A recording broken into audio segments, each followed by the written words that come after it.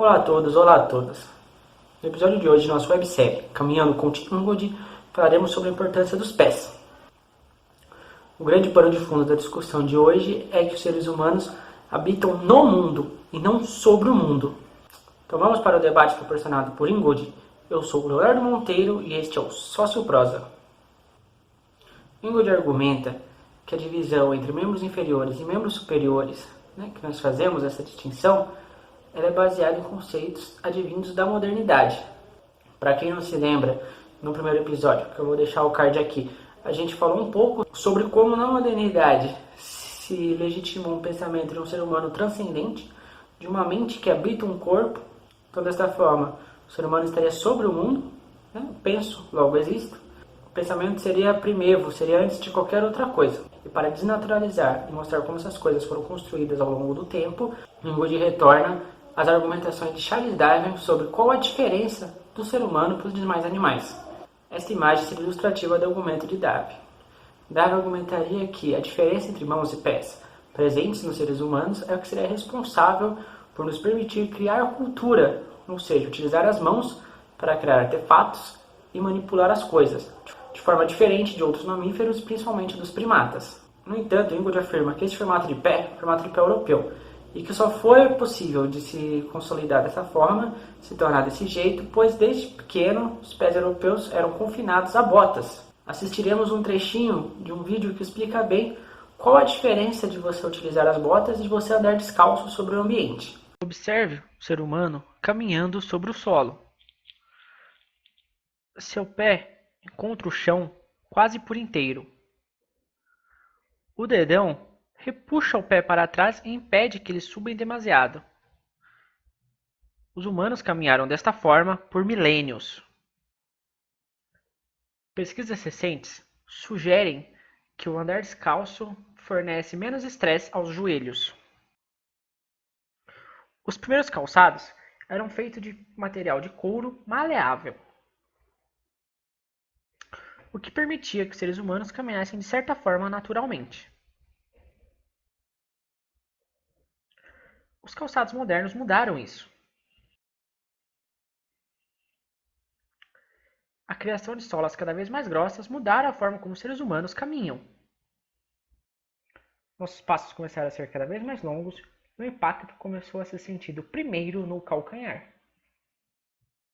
Já que nosso pé está confinado, nosso dedão não mais exerce sua função e não repuxa o pé, o mantendo no solo. Nosso passo não é mais tão flexível. Isso limita o movimento de nossos dedões de tal forma que a perna se levanta muito sobre o solo. Essa modificação na formação dos pés, que o uso de calçados pelos europeus os trouxe, inclusive se torna uma forma de se distinguir dos outros povos, principalmente de povos que utilizavam os pés para tarefas como agarrar, segurar. Estes povos eram considerados como atrasados, longe da civilização e o meio de termo entre a civilização europeia, ápice da humanidade, e a animalidade. Serviu para justificar durante o século XIX e XX diversas atrocidades coloniais.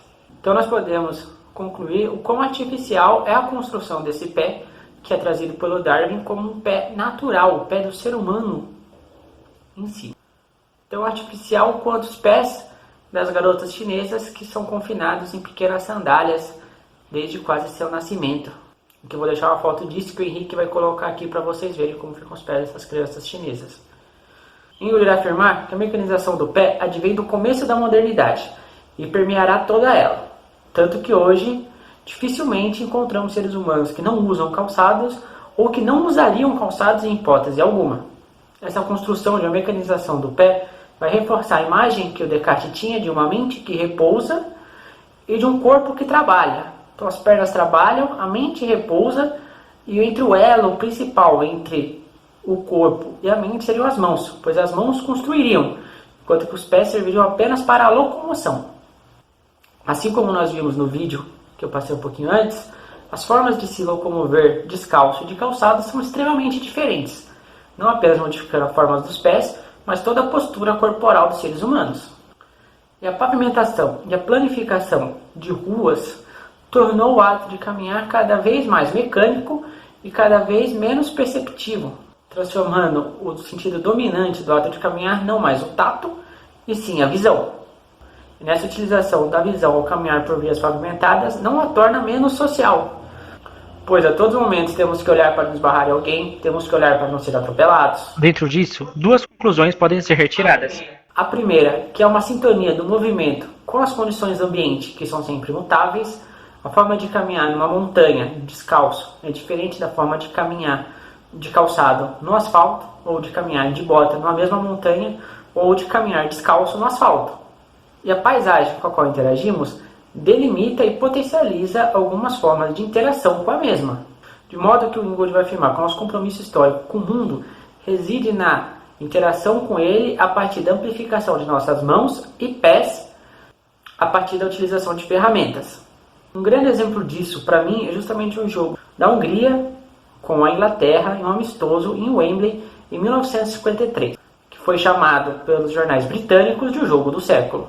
Esse jogo aposentou táticas e mostrou uma nova forma de jogar futebol ao mundo.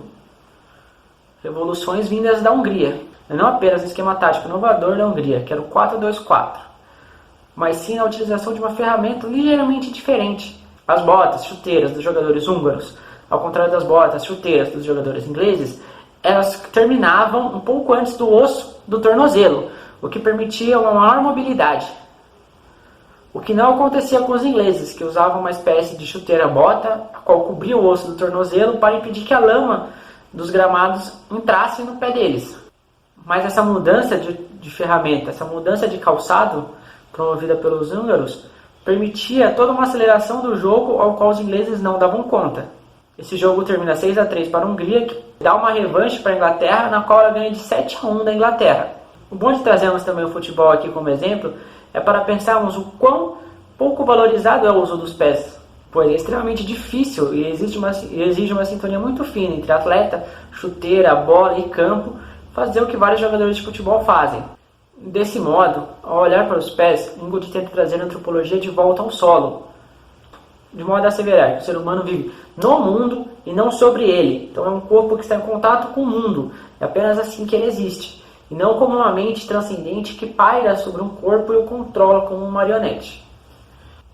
Sendo assim, então, podemos retirar de conclusão prática deste capítulo do livro do Ingold que o andar em dois pés, da forma como nós andamos, não é um imperativo biológico, nem tampouco é uma construção arbitrária da cabeça de alguém. Ele é construído e atualizado nas práticas cotidianas do caminhar.